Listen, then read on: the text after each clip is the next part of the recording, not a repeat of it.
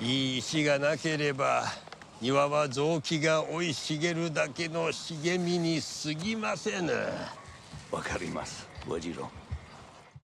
In my Shogun Episode 3 video, I mentioned that realizing I had the same feelings as Blackthorne did about Buntaro's last stand got me invested in how his perspective changes throughout the rest of the story. When I was writing about that, I was thinking about what happens with the pheasant in Shogun's 5th episode because that's the moment when this really started to come into focus. It's a tragic situation we'll get into, about a character we barely knew. It's a very nice touch that the first time we meet him, Blackthorne makes the mistake of adding Sama to the end of his name. This is an honorific that's reserved for people of the same class or higher, so it's incorrect in this case, which is something Blackthorne didn't pick up, as he's mostly parroting what he hears other people say around him. Another reference to the complicated customs and norms, but also the pilot's effort to try to assimilate to get by without trying to understand why things are the way they are. In his short bit of screen time, it was clear that Blackthorne was fond of the gardener, and his words left a lasting impression. Without a good rock, a garden is just a place of growing. Blackthorne seemed to pick up on the meaning of this much faster than I did, if I'm being honest, which again is a nice touch because so much of the heart of this episode revolves around this home, which also needs its rock. That is John's role, whether he asked for it or not. And while that's all been clearly expressed to him, it's not until Fuji, the character who continues to become everyone's favorite, steps up into her role that he starts to appreciate what his position means. And not to dwell on Fuji too much because this was a great hour of TV with so much going on. But we're talking about titles and words meaning things. So I need to bring up my favorite Fuji moment, her response when Buntaro asked her what it was like to be the consort of a barbarian. She wouldn't know. She's the consort of a Hatamoto, thank you very much, Uncle Dick.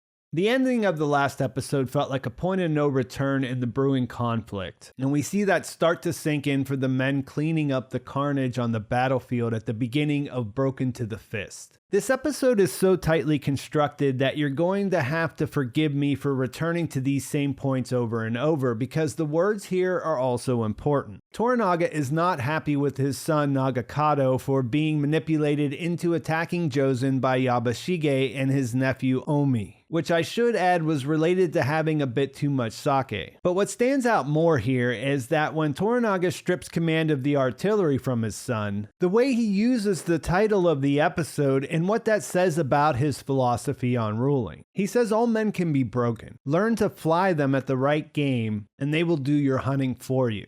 This adds an additional layer to a character whose cunning up to this point seemed to be rooted in outmaneuvering his opponents without direct conflict. Of course, the giant army he rode to Ajiro with also sends a signal, but that's quickly overshadowed by Buntaro's return. We learn that he didn't die, which I kind of stayed away from since I knew this would happen from reading the book, but many of you who didn't guessed correctly that he would return because his death would have happened off screen, so good for you. Not good for Mariko, though, who just recently pillowed with Blackthorne and now has to live with both men in a very small space in order to serve both of them at the same time. She meets briefly with Toranaga and delivers the notes she's been keeping on the engine while he was away, and he gives her the pheasant to give to the Englishman as a gift, which is something we'll come back to. Things are pretty grim for Ishido in Osaka as well, but watching him deal with his troubles carries a lighter tone and provides a little humor before things get really heavy. After Toranaga's escape, the remaining regents are unified in wanting the impeachment to go through, but they have to agree on his replacement before that can happen, which is proving difficult. I really liked how Kiyama got his shot in on Ishido's low-status birth by saying his friend's seat would stink like countryside, which sets up the response that his pick seat would stink of Christian. Then Sugiyama, who hasn't played a large role to this point, just straight up calls Ono's cousin a rotten syphilis because he didn't know they were related. Talk about a choice of words, but as we see, the religious regents stop attending the meetings. We see that it may be a while before the council reaches a consensus. The arrival of Jozen's head from Ajiro adds to Ishido's already full plate, and we also see Lady Ochiba getting into her palanquin in Edo, and we'll see at the end of the episode that her time of not officially being a hostage there has given her some ideas to bring back to Osaka with her. Yabushige also knows a thing or two about having a lot going on, and when he meets with Toranaga, he tries to throw Omi under the bus for what happened to Jozen, right up until his lord surprises him by praising the move. Because Yabu is such a fun character to watch, it's a blast seeing Toranaga moving through their conversation like a cat playing with a mouse. There are two nods in this scene that the actors expertly deliver that says it all. One from Toranaga as he's listening to Yabu say of course he was thinking the exact same thing as his lord concerning the new plan, and the one from Yabu when he hears that the Anjin's artillery will be given to Omi to command. It works well that you can't even say for sure if Toranaga wanted this to happen or if he's just reacting, because Yabu has no idea and he's got to try to keep his head while everyone that would want to take it knows he's playing both sides. He turns his frustration on the locals in his effort to discover Toranaga's spy, and when the search doesn't turn up anyone, he passes that responsibility off to his nephew and sends his general to Osaka to reaffirm his alliance with Ishido before things start to unravel. Later in the episode, we do see Toranaga meet with his spy even though his identity was revealed to us back in episode 1. I suppose what we didn't know was that he is a samurai in disguise, and what jumps out more from this exchange is how ruthlessly Toranaga commands him to find a fall guy so that Yabushige will give up his search. Back at what's now a more crowded home, Blackthorne is thrilled about the pheasant Toranaga has gifted him. It's been implied but not outright stated that the typical Japanese diet at this time didn't include much meat. This is a point that was easier to make in the book, where they're actively describing everything they're eating. But even if he wasn't excited to add a different source of protein into the mix, he also mentions that one of his first chores as a boy was to clean the game meat that his father brought home. I had to look this up because when I read the book, it never made sense to me why he hung the bird up in the first place. As someone who never had the occasion to hunt or really even consume game birds, I had no idea that not only did they age the meat at the beginning of the 17th century, but they still do so today. Apparently, it tenderizes the meat and concentrates the flavor, which is what the Anjin was trying to do. He may be making a mistake here because the climate isn't the same, but based on his experience, he doesn't think much of doing what he's always done. And because Mariko isn't around to translate his instructions, he almost jokes through what little broken Japanese he has. If touch, die. Without realizing it, he's declaring a law, and circumstance sees to it that every objection Fuji tries to make as it starts to decay is impotent because of the communication barrier. This puts her in an impossible spot, because not only has the Lord of the House issued a decree that anyone who touches his bird should be put to death, but the bird is also a gift from Toranaga himself, which gives it even more significance. There are several moments in the episode where we see Fuji making decisive decisions and taking to her responsibilities of running the home, which makes how unsettled her uncle makes her stand out. She manages to put on a face in the scene where she reminds him she's the consort of a Hatamoto that I mentioned earlier. But we're talking about a guy who fought his way from Osaka to Edo, outliving 18 of his 20 Ronin companions along the way. Plus, he's an uncle, not a brother or cousin. And his resting scowl seems to be on par with his swordsmanship. And they've both been thrust into incredibly uncomfortable situation by Toranaga's orders. When she tells him that Blackthorne prefers the company of other women, I didn't read that as her trying to tip him off about what's going on behind his back. But he does have to live in the barbarian's home, which I'm sure seems like a slight to him after what he's been through. John doesn't do a good job of hiding his uneasiness, so for someone as possessive as we've seen that Buntaro is, he would likely be suspicious either way. And I certainly don't want to make excuses for what he does, but I think the show did a good job of showing that it's more complicated than you initially think, which is something I'll come back to in a minute. Before we get there, Mariko and Fuji share a moment and some food where Fuji says they're both cursed. She says John contaminated their kitchen like a vengeful evil spirit and that Buntaro is back from the dead.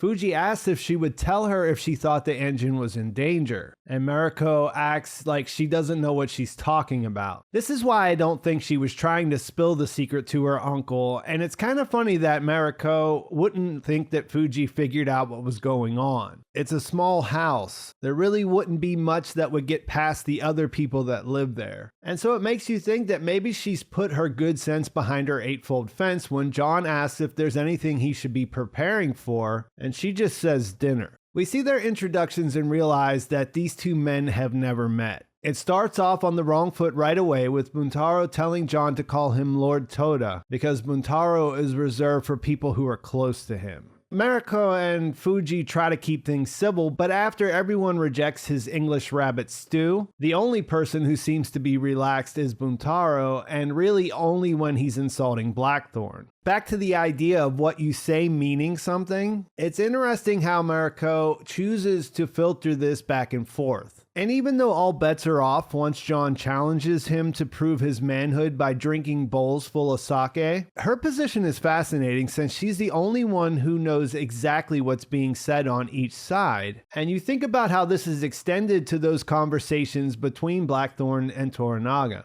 But yes, there is a reason the sake glasses are that size, and the bowls ensure that things get out of hand rather quickly. John makes the mistake of pushing for details about his escape from Osaka, which prompts one of the best lines of the series when Buntaro says, "Heroism is for the dead and stories are for children." By the time that they are several bowls deep and the pilot keeps pressing, Buntaro calls for his bow. That gives us an archery exhibition that's as harrowing as it is impressive. Somehow Mariko doesn't flinch as he fires two arrows that nearly graze her face, that both hit the same post outside. It's an amazing feat from someone who is visibly intoxicated. It kind of makes him blaming the later violence on the sake confusing, and when Blackthorne insists that Mariko tell him that he believes property or not, his wife merits better, that leads to a demand that she fill him in on her family's history. A lot is going on here. If Buntaro wasn't suspicious before, the way John reacts here would likely catch his attention. Is he treating her as a mere translator? While her husband is being despicably cruel, it's also clearly coming from a place of internal anguish. He harbors something beyond hatred for her. She'll tell us that the reason that she wasn't involved in what happened was because she had just been married. And the fact that he doesn't allow her to commit seppuku at least indicates that there's a part of him that doesn't want to lose her. The Anjin telling her that she can say anything she wants and that she doesn't have to tell him the truth if it's a secret she wants to keep is a surprisingly endearing moment from him, which only comes out from his moronic behavior, which was the catalyst for this pissing contest in the first place. Mariko does tell him the story of her family, explaining that her father was Lord Akechi Jinsai. His lord was Kurata-sama, who ruled Japan before the Taiko. She claims that he was murderous and corrupt, so her father killed him out of love for the realm. He was then hunted down and forced to execute the other members of her family, that includes her brothers and sisters and her mother, before he committed seppuku himself. So every year on the anniversary of that, she asks her husband to follow him, and Buntaro orders her to live. It's striking that they do this all without any flashbacks. She has a brief memory of her father in the pilot, which I would have guessed would have been from a larger scene that we were going to see sometime down the road. But here they just let Anna Sawai carry this, and it works really well, only being supported by the other people who are there's reactions. This makes the parallel between her experience and Fuji's clearer, and because they were married before any of this happened, it makes you wonder about her relationship with Buntaro when they were younger. Like all the other major characters, Mariko is based on a historical figure whose story seems to line up pretty closely with the way the showrunners talked about the relationship on the show on the official podcast, where they paint a more sympathetic portrait of Buntaro. I don't want to get into that too much here because what really matters is what's on the screen, and we'll see if they flesh some of that out in the remaining episodes.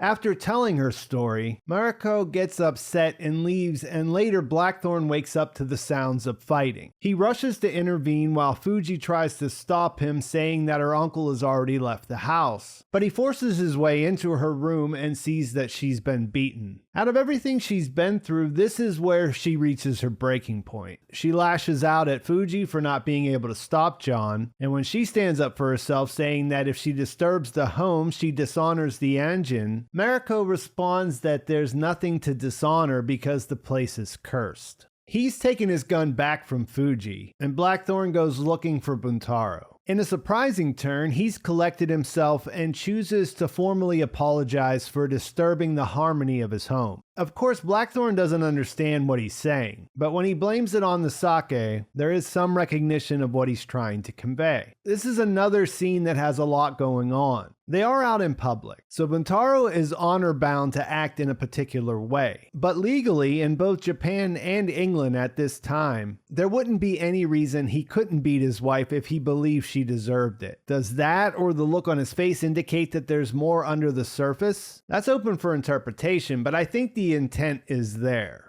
The next morning, Blackthorne blows past Fuji, who really wants to talk about the rotting pheasant, but he doesn't understand what she's saying and only has Mariko on his mind. When he finds her, he tries to convince her that in a life with Buntaro, she'll never be free. She's amazed that he still understands so little about their culture. And she drives this home by explaining that Fuji believes the swords that she gave him were given to her father as a battle honor, when in reality he died a coward begging for his life. Her grandfather bought them from a drunken samurai for 3 bags of rice to spare her the embarrassment. They never tell her the truth because their silence is what she merits. And notice that she's echoing his language from the night before. She continues that she'll give her husband nothing, not even her hatred, because that's what he merits. John objects to this, and they agree to disagree because essentially their worldviews appear to be incompatible. She leaves things by saying she'll honor her duty as his translator, but she no longer wants to talk to him for any other reason.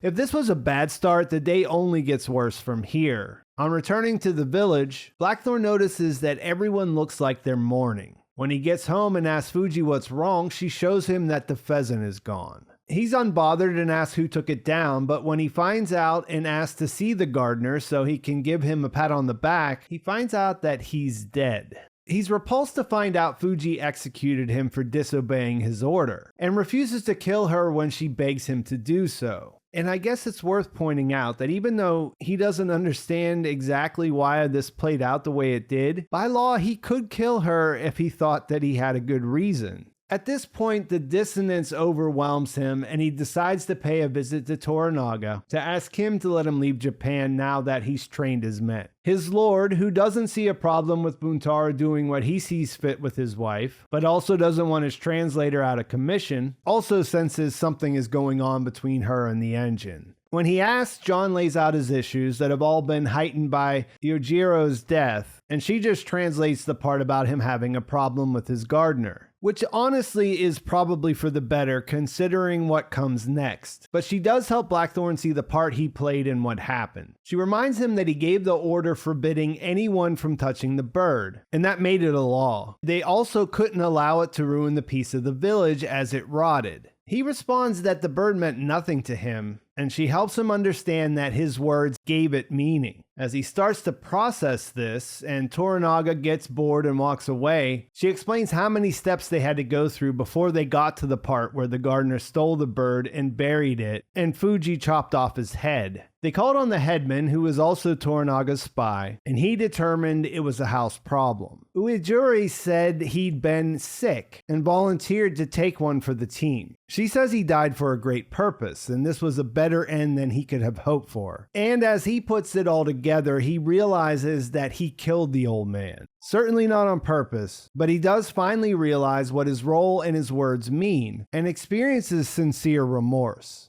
Mariko finishes the conversation by repeating the line, "We live and we die. We control nothing beyond that." John tries to challenge her, but there's what you can control, and well, then there are earthquakes. And before he can sort out his feelings, a fairly major one hits the area. The earth opens up and Blackthorne needs to rescue Toranaga, who was buried under the landslide. After he comes to and realizes what's happening, he notices that he's lost his swords. As everyone frantically digs for them, Blackthorne takes his off and offers them as a gift. And I have to say that this is totally carried by the emotions that Hiroyuki Sanada cycles through, with the laugh that doesn't land as completely hysterical, followed by the turn to gratitude and the realization of how close he came to dying. But the gesture means something, and we know the story of the sword, so it's one of those moments where everything comes together. And if you're wondering why the swords are so important, a samurai's swords were a status symbol, basically an extension of themselves, and they would never be seen without them. When Fuji gives John her father's sword, she tells Mariko that she couldn't imagine being a consort of a man who didn't have them.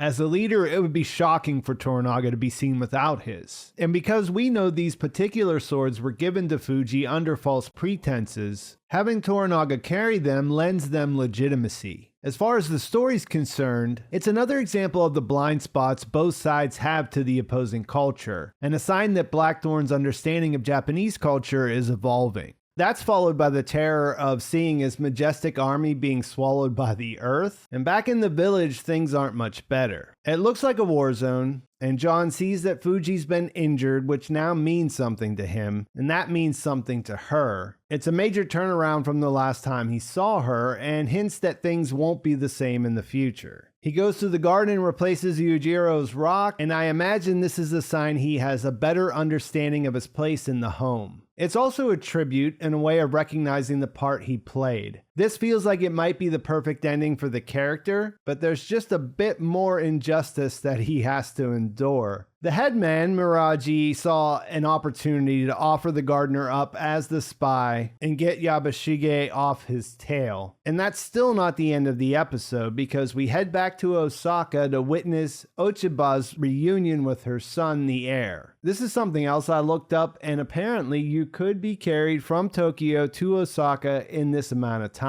They haven't given us much background on Ochiba yet. In case you've forgotten, she was the consort that gave Taiko his only heir, and she gave Toranaga some serious looks in the flashback where she also didn't appear to have much love for the church. She's based on a pretty fascinating historical character, but what's important right now is that the Council of Regents was picked to rule until the heir came of age. As his mother, she has a lot of influence in a situation where they're divided. She also wants to hold on to the power she has as a consort of the former ruler and enjoy more power when her son steps into that role. She would be just as concerned with Toranaga consolidating power as Ishido and the rest of the council were, and that's before he kept her in Edo. She could certainly throw some of that influence around and change things up, so this tease of a formal introduction seems like a great place to end the first half of the season. And I think that's a great place to leave things. Please like this video if you enjoyed it. Please subscribe to my channel if you haven't already, and thanks for watching. I'll talk to you soon.